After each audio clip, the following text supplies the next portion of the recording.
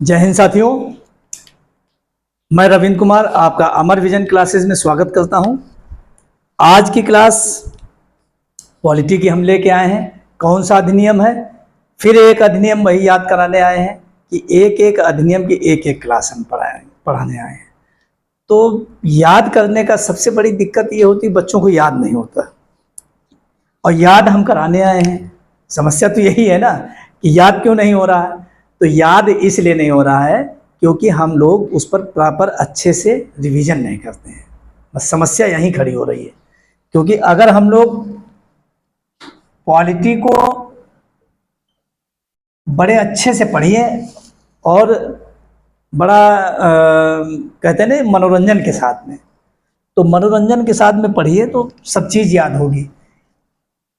एक एक इसीलिए छोटे छोटे क्लास कर रहे हैं, कक्षा कर रहे हैं कि आसानी से याद रहे आप सबको। कौन सा एक्ट है ये? 1813 का चार्टर एक्ट। चार्टर एक्ट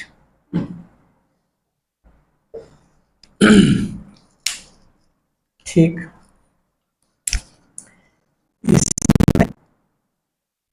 पहली बात तो यहाँ पर क्या किया गया, 1793 का एक्ट था, उसमें ये किया गया था कि कंपनी के विशेषाधिकार को आगे 20 वर्षों के लिए बढ़ाया गया था। ठीक, जारी रखा गया था, आश्वस्त कर दिया गया था, ये पॉइंट था। यहाँ क्या किया गया कि कंपनी के एकाधिकार को समाप्त कर दिया गया। यहाँ कंपनी के एकाधिकार को समाप्त किया गया। कंपनी के एकाधिकार को समाप्त कर दिया गया।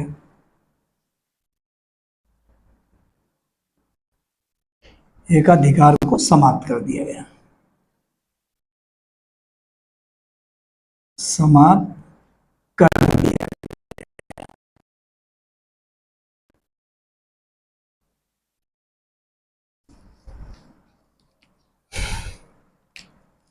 पहला पॉइंट ये है।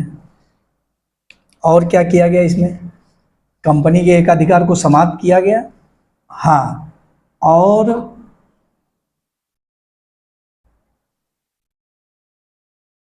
उसके किसके? कंपनी के उसके अधिकार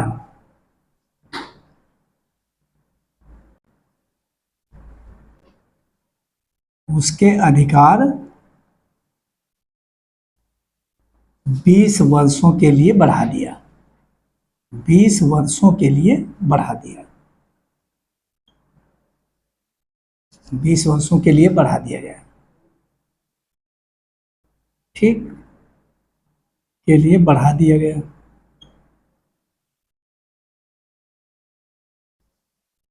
बीस वर्षों के लिए बढ़ा दिया गया। दूसरा पॉइंट, दूसरा यह है कि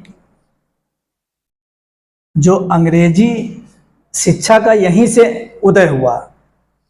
इंग्लिश क्वेश्चन आता है यहाँ से कि इंग्लिश मिशनरियों का आगमन कौन से एक्ट के तहत हुआ?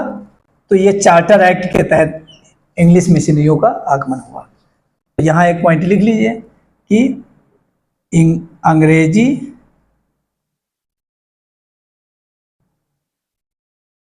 शिक्षा की शुरुआत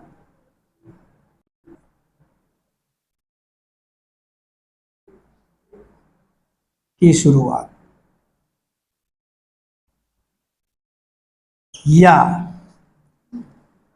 इसको ऐसे लिख लीजिए, इंग्लिश मिशनरियों का आगमन। इंग्लिश मिशनरियों का आगमन मिशनरियों का आगमन मिशनरियों का आगमन हो गया इसी एक्ट के तहत। ठीक, तीसरा पॉइंट क्या है? इसी 1873 के 1813 के ही चार्टर एक्ट के तहत यह कहा गया कि चाय का व्यापार और चीन के साथ व्यापार, यह व्यापार का एकाधिकार बनाए रखा गया।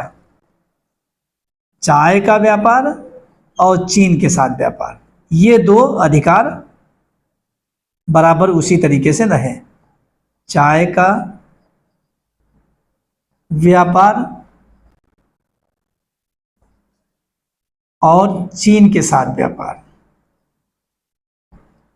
चीन के साथ व्यापार और चीन के साथ व्यापार। ये प्रश्न बहुत बार पीसीएस में भी पूछा गया, आरओ में भी पूछा जा रहा है कई बार। चीन के साथ चाय का व्यापार और चीन के साथ व्यापार,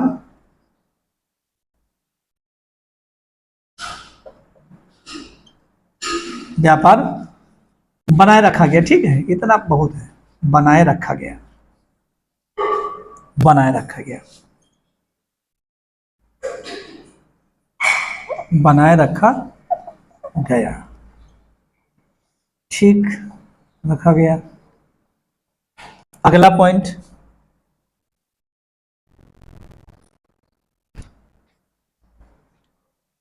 ईस्ट इंडिया कंपनी ने पहली बार भारतीयों की शिक्षा पर इसी एक्ट के तहत 1 लाख रुपया खर्च किया था। इसी एक्ट के तहत ईस्ट इंडिया कंपनी ने, ईस्ट इंडिया कंपनी ने, कंपनी ने भारतीयों की शिक्षा पर, भारतीयों की शिक्षा पर 1 लाख रुपया इसी एक्ट के तहत खर्च किया गया। भारतीयों की शिक्षा पर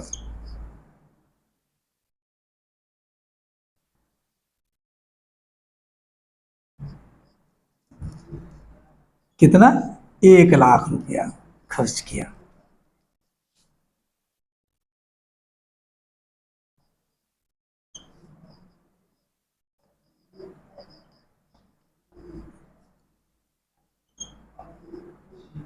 एक लाख रुपया खर्च किया।